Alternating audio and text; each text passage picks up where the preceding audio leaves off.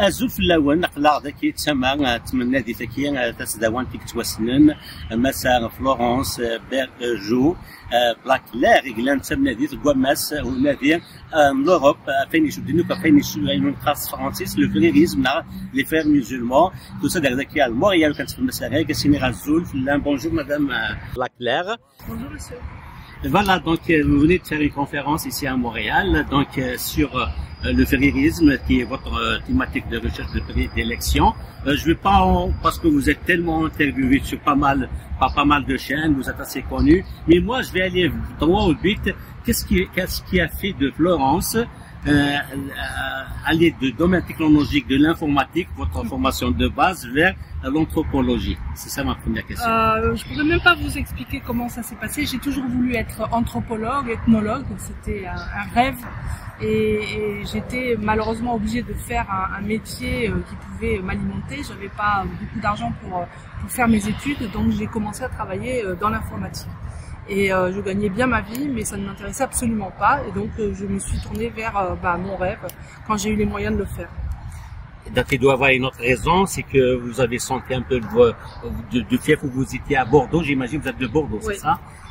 Le maire à l'époque c'était Alain Juppé, j'imagine, c'est ça? Non. À l'époque c'était, je pense que c'était encore Chaban-Delmas.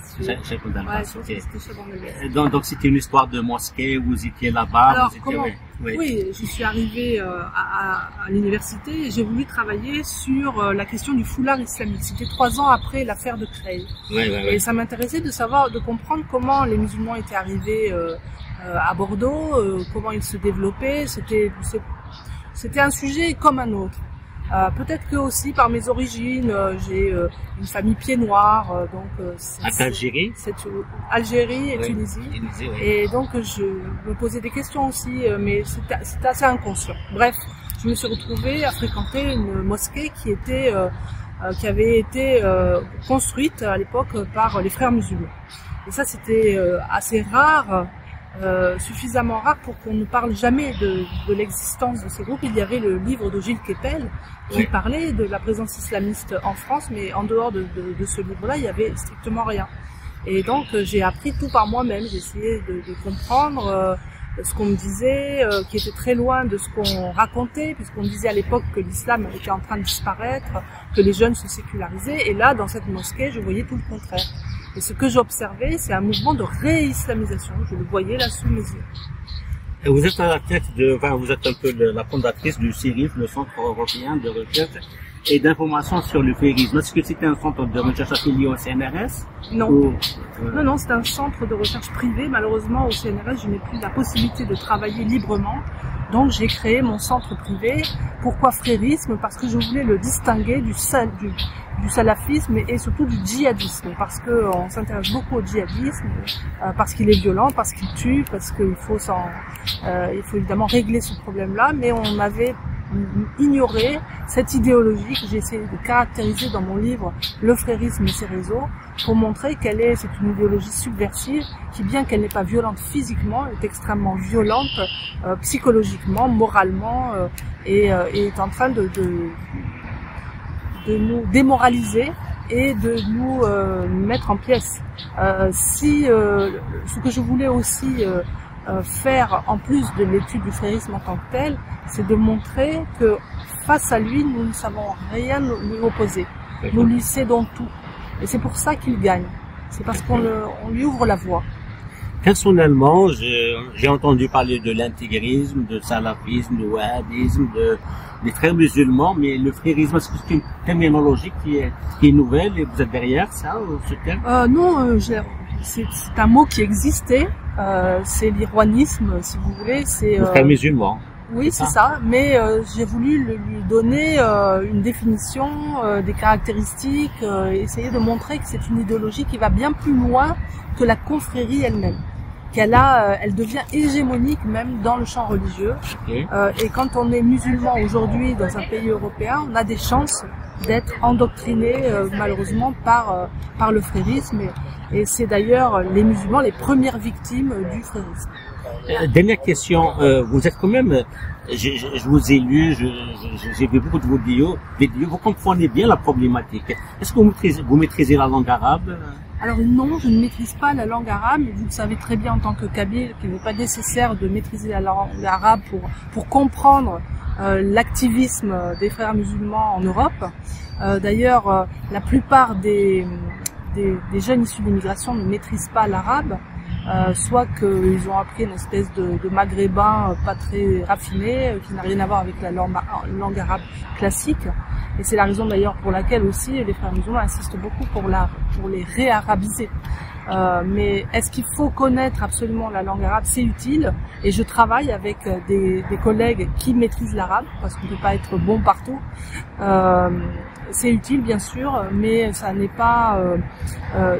il vaut mieux, je dirais, être bon en sciences sociales dans l'analyse des phénomènes sociaux qu'être juste un littéraire bon en arabe pour étudier l'islam. Ça a d'ailleurs été le problème des études islamiques en France, de mettre en avant des arabisants très bons littéraires, etc., mais qui ne comprenaient pas en fait les dynamiques sociales.